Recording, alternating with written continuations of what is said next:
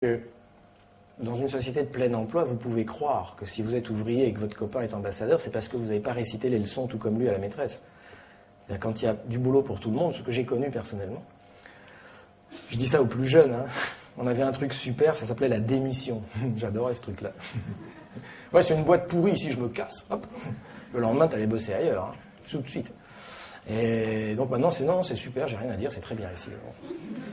Et donc voilà, donc vous pouvez croire dans une société de plein emploi, jusque dans les années 70, vous pouvez croire à l'école. Vous pouvez croire que si vous mettez le paquet, vous allez y arriver. Avec 10 millions de chômeurs et 6 millions de 4 millions de chômeurs, 6 millions de précaires, enfin bref, avec des gens bac plus 3 caissières à Auchan, hein, pardon, hôtesse d'accueil, hôtesse de caisse, voilà, l'école rentre dans une crise absolument terrible, qui est que moins elle sert, elle n'a jamais servi à ça, hein, mais moins elle sert à avoir un métier, plus les gens attendent d'elle qu'elle donne un métier. Et donc les parents deviennent fous avec les profs. Ils exigent que les profs fassent de leurs gosses des ambassadeurs, quoi. Tu vois, enfin, en tout cas, il y a du boulot. Et donc il faut comprendre un truc terrible, alors pour lequel je vais avoir besoin de faire un schéma. C'est la théorie de l'excès de culture. Tout le monde voit à peu près? Alors la théorie de l'excès de culture, c'est pour comprendre que l'école ne peut absolument rien, mais alors rien, sur le fait d'avoir un métier, ou plus exactement, que la compétition scolaire, c'est-à-dire l'idée que si on en bave dans l'école, ça améliore notre chance de trouver une place dans la société, c'est vrai à titre individuel, c'est faux à titre collectif. Je m'explique. Vous comprenez bien que dans un système où tout le système monte et il faut avoir de plus en plus de diplômes pour avoir un malheureux poste un peu minable, d'accord ? C'est vrai que vous avez intérêt à accumuler, d'accord ? Mais vous comprenez bien qu'ils font tous pareil. Tous, ils essayent de monter, d'accord ? Et donc, c'est tout le système. Et donc, le diplôme se déprécie au fur et à mesure, d'accord ? Bon. Et donc, on va voir s'il y en a qui ont des restes. Soit un axe des ordonnées et un axe des abscisses. Comment on appelle l'axe des abscisses ? Je mets où l'X ? Là ? Et là, je mets quoi ? Donc, soit un axe des abscisses X'(OX) et un axe des ordonnées Y'(OY). T'as déjà la moitié de la salle qui est larguée. Vous allez voir, c'est très facile. Ici, on est en 1944. Ici, on est en 73. Et ici, on est en 2009, à Bourainville. Donc, sur l'axe des abscisses, on met les années. Et puis là, on va mettre le niveau culturel global de la population française, qui est évalué avec des indicateurs de l'INSEE qui valent ce qu'ils valent. C'est le nombre de personnes qui parlent anglais, le nombre de personnes qui ont plus de 5 livres chez eux, le nombre de personnes qui sont allées 4 fois au théâtre, enfin voilà. Vous avez des indicateurs, d'accord, le nombre de diplômes, le nombre de bacs, qui vous définissent une espèce d'indicateur global qui est le niveau culturel global de la population française, d'accord ? Bon. En 1944, regardez bien, le niveau culturel global de la population française, il est là. Et la demande des entreprises en matière de qualification culturelle, il est là. Ça veut dire quoi ? Ça veut dire que la France est rasée avec des bombes américaines et que donc il faut reconstruire l'appareil de production, il faut reconstruire des usines, on a besoin d'ingénieurs, il n'y en a pas. On a besoin de gens qui parlent anglais, il n'y en a pas. On a besoin d'architectes, il n'y en a pas. Pourquoi il n'y en a pas ? Parce qu'on est dans un système scolaire démentiellement élitaire, en 1944, d'accord ? Et donc seuls quelques enfants de la haute bourgeoisie ont un truc qui s'appelle le bac, d'accord ? Qui se passe en 2 fois, ok ? Et donc on n'a pas du tout ouvert le système encore, pas du tout, d'accord ? Tous les autres vont à l'usine, ok ? Et donc on a un problème, c'est qu'il faut reconstruire la France et il n'y a pas les compétences, il n'y a pas les qualifications. Et c'est pour ça qu'on va démocratiser l'accès au savoir. Parce qu'on a besoin d'ingénieurs, vite, d'architectes, vite, de gens qui parlent anglais, vite. Et il en faut, on n'en a pas. Et donc on va ouvrir le système. Bon. Et donc, le niveau... Et donc on est là dans une phase très curieuse que les économistes appellent déqualification à l'embauche, surqualification à l'emploi. Waouh! Ça veut dire qu'en fait, quel que soit votre niveau quand vous sortez du système scolaire, il y a une entreprise qui vous aspire. et qui va vous faire faire quelque chose de plus compliqué que ce que vous savez faire, quelque chose qui est au-dessus de vos qualifications, mais c'est pas grave. Vous allez apprendre sur le tas, on vous formera, vous irez vous former, faire des stages, enfin bref. Et donc on va vous confier un travail super, vachement plus que ce que vous savez faire. On est dans une période de plein emploi maximum. Ok ? Maintenant, regardez bien ce qui va se passer, c'est très rigolo. L'école va faire son travail. Alors,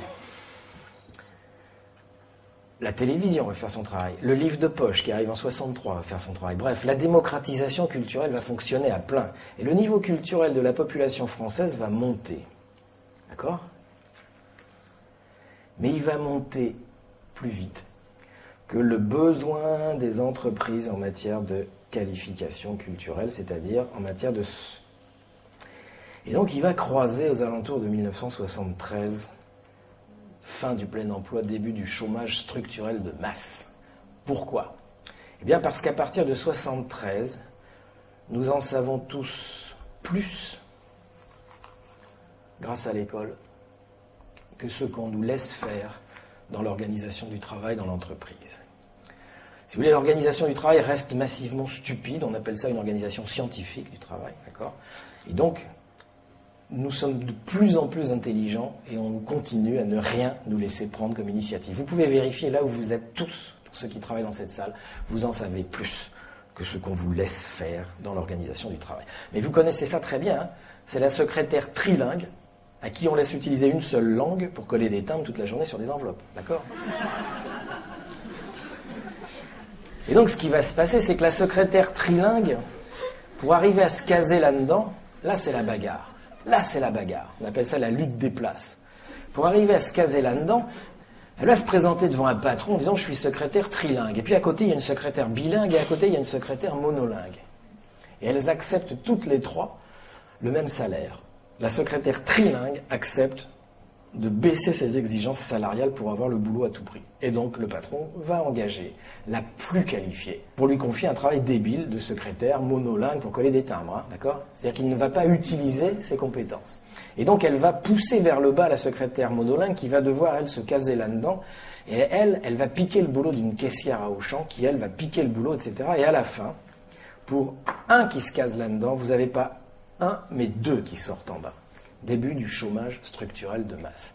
Chaque fois qu'il y en a un qui arrive à se caser, là, il y en a deux qui sortent là. Et donc, quand je vous dis que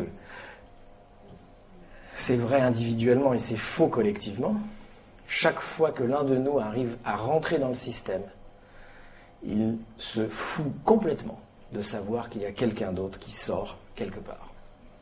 On appelle ça l'insertion professionnelle.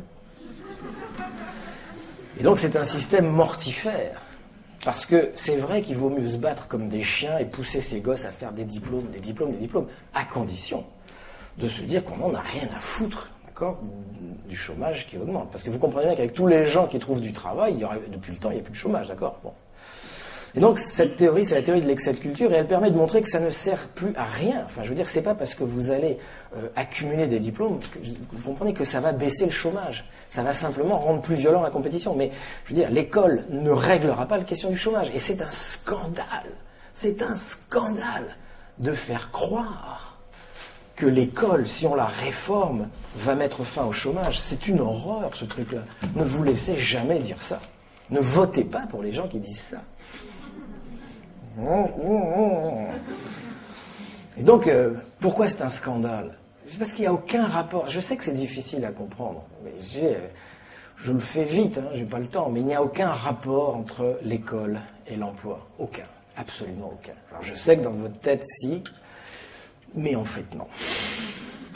Et alors cette école de Condorcet, cette école dont je viens de dire du mal pendant à peu près 2 heures et des brouettes, nous allons la perdre dans très peu de temps maintenant.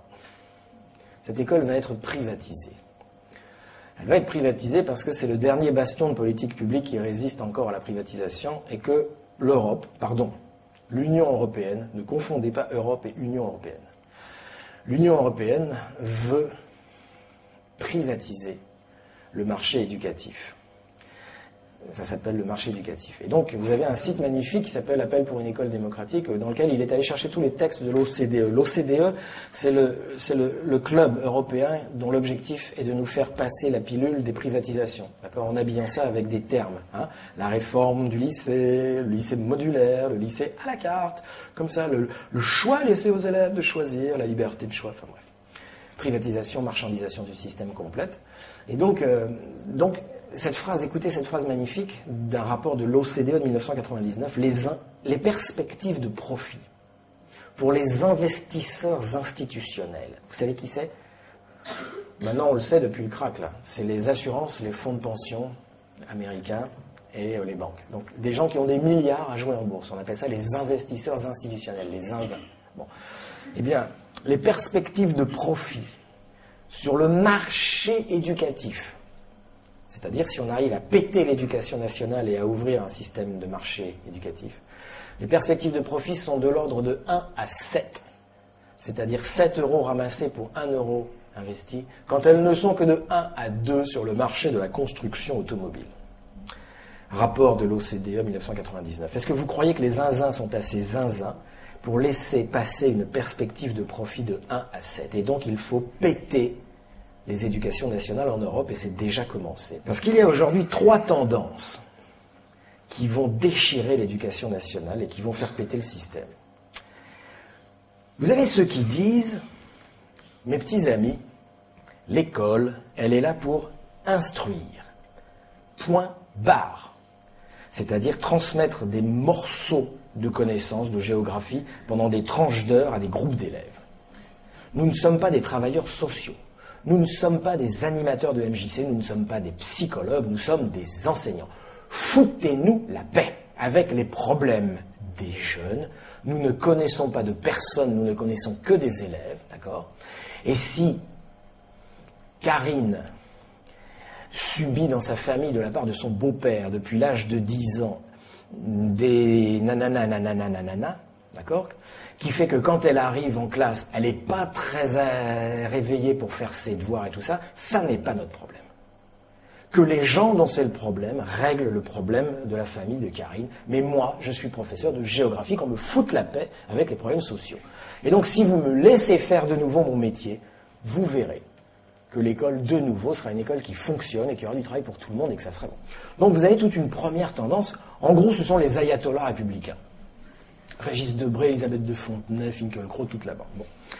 Et donc, vous avez une deuxième tendance. Deuxième tendance qui dit, mes petits amis, il faut que l'école arrête d'instruire, c'est-à-dire de transmettre des morceaux de connaissances débiles, d'accord, qui ne servent plus à rien. Les élèves en savent plus sur les États-Unis en regardant Internet et la télévision qu'avec leurs cours de géographie, d'accord. Donc, et puis une jeune fille qui subit un inceste dans sa famille, il faut prendre ça en compte, d'accord. Et donc, l'école doit s'ouvrir sur la société. Il faut que l'école arrête d'être cette espèce de lieu incroyable où on enseigne des machins côte à côte, etc. Il faut faire rentrer à l'école la vie. Il faut faire rentrer à l'école. Et donc, l'école, elle n'est pas là pour instruire. Ce n'est pas ça, sa mission. L'école, elle est là pour éduquer. C'est-à-dire éduquer à la vie en société. Et donc, il faut qu'à l'école, on parle d'autre chose que du programme de géographie, d'accord. Il faut qu'on parle de l'entreprise. Il faut qu'on parle des partis politiques. Il faut qu'on parle de la vie, bref. Donc ceux-là, ce sont les pédagogistes. Et puis vous avez une troisième tendance, beaucoup plus silencieuse, beaucoup plus discrète et beaucoup plus dangereuse. Et la troisième tendance dit, mes petits amis, l'école, elle n'est pas là pour instruire. C'est fini ça. Elle n'est pas là pour éduquer, c'est pas son rôle. L'école est là pour former. C'est-à-dire que quand on sort de l'école, on doit avoir un métier. Eh bien, ceux qui sont le mieux placés pour savoir quels sont les besoins dans les entreprises, ce sont les entreprises. Et donc, il est absolument indispensable que ce soit les entreprises maintenant qui déterminent les contenus des programmes scolaires. Okay ? Parce qu'on n'a pas les mêmes besoins à Borainville qu'à Toulouse. D'accord ? Et donc, laissez les entreprises s'occuper de l'école et vous verrez, il n'y aura plus de chômage. Et alors Jean-Louis Deroy dit un truc incroyable, il dit, ils ont tous les 3 raisons. Ils ont tous les 3 raisons. C'est-à-dire qu'il est évident que l'école doit instruire, c'est évident, c'est-à-dire transmettre des connaissances. Il est certain qu'elle doit éduquer à la vie en société. Et il est non moins cool que quand on sort de là, on ait une place dans le système productif. Ce qui, en revanche, ne peut pas fonctionner tant qu'on est dans un système de chômage structurel de masse. Mais je vous rappelle que pour s'attaquer au chômage structurel de masse, il faudrait s'attaquer à l'organisation du travail dans l'entreprise, ok ? Premier des droits de l'homme, propriété privée des moyens de production. Et il va falloir faire du socialisme socialiste, hein, je veux dire, si vous voulez régler ça. Ou au moins du communisme, minimum, d'accord ? Et donc, ce que dit Deroy, c'est ce qui est faux, c'est que dans une société où il y a 10 millions de personnes qui sont dehors, c'est que ces trois tendances puissent continuer à prétendre que leur fantasme soit réalisé. Et donc, il va falloir qu'elles se mettent d'accord. Il faut réaliser un compromis. Il faut laisser rentrer un peu les entreprises, mais pas trop. Surtout pas trop, mais quand même, il faut éduquer, il faut ouvrir les programmes, il faut arrêter, et en même temps, il ne faut pas tout perdre des programmes. C'est-à-dire qu'il faut faire discussion sur nos représentations, nos fantasmes de ce que devrait être l'école. Et Derouet dit, comme plus personne ne le fait, parce que dès que vous parlez de l'école, vous vous engueulez, et donc l'école va s'éclater, et vous allez avoir, dans très peu de temps, des écoles où on va instruire. Ça sera pour Marie-Cécile et ça sera Ronsard en centre-ville. Des écoles où on va éduquer, ça sera pour Karim et ça sera Nelson Mandela dans la ZUP, d'accord ? Et puis des écoles où on va apprendre les toutes nouvelles techniques de pizza avec les nouvelles fours à pizza pour les pizzaiolos. Et donc, Jean-Louis Deroy dit, si on voulait empêcher ça, il faudrait faire de l'éducation populaire, c'est-à-dire il faudrait que les mouvements d'éducation populaire, les émergiciens en sont un, organisent le débat public. La discussion publique là-dessus. Parce que maintenant, c'est dans très peu de temps que ça nous arrive. Moi, je pense que c'est dans moins de 2 ans maintenant. Voilà, c'était ça que je voulais vous dire. Alors, le paradoxe, évidemment, vous voyez dans lequel nous sommes, c'est qu'après avoir dit autant de mal de l'éducation nationale, voilà que je pose la question de la sauver. Parce que il n'y a que 2 solutions. Soit on la laisse crever, et on passe au système tout privé, tout marchand, avec rémunération des profs à la performance. Vous avez vu aux États-Unis, Obama, ce qu'il vient de faire passer ? Rémunération des profs au nombre de diplômés à l'arrivée. Les profs qui ont des résultats doivent être plus payés que les profs qui n'ont pas de résultats. Et donc ça arrive en France à toute vitesse. Okay ? Et les profs seront d'accord. Parce que plein de profs pensent qu'ils sont meilleurs que leurs collègues. Et qu'ils méritent, tu vois. Et donc, on va augmenter leur salaire. Et donc, bon. Et puis, on va confier la compétence éducative aux régions. Gros piège. Parce que les régions, elles savent que pour attirer les entreprises, elles ont 20 ans pour créer des lycées d'élite. 20 ans. Il faut virer tous les mômes qui traînent et il faut des lycées d'élite.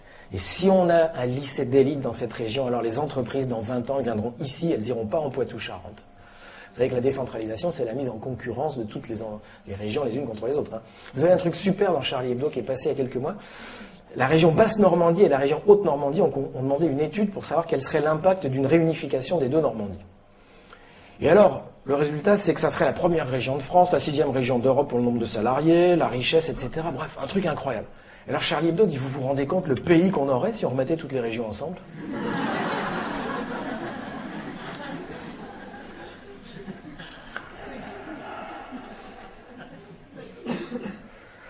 Et donc, pour le meilleur ou pour le pire, on va perdre cette école. Pour le meilleur, eh ben, on pourra peut-être la recréer sur des bases un peu plus intelligentes. On fera de nouveau des écoles Freinet. Les jeunes ne savent même plus ce que c'est que Freinet, on leur en parle pas dans les IUFM, d'accord ? On fera des écoles Le Pelletier de Saint-Fargeau, on fera des écoles privées, où il n'y aura plus de notes, voilà, des écoles pédagogiques. Pour le pire, ben voilà, le pire, vous savez ce que c'est ? Ça s'appelle des logiciels éducatifs. Ils sont prêts. Tous, Bayard France est prêt à inonder le marché. Vous n'avez plus besoin d'enseignants. Vous travaillez chez vous. C'est le logiciel qui vous note et qui évalue votre niveau de progression. Et donc, évidemment, pourquoi l'Europe veut faire ça ? Parce qu'elle pense qu'elle va rafler le marché éducatif mondial. Elle va piquer le marché en Australie, en Inde, au Canada, etc. avec ces logiciels-là. Et les autres pensent pareil. Tout le monde pense pareil. Ça s'appelle la concurrence libre et non faussée. Et donc, c'est une saleté. Bon.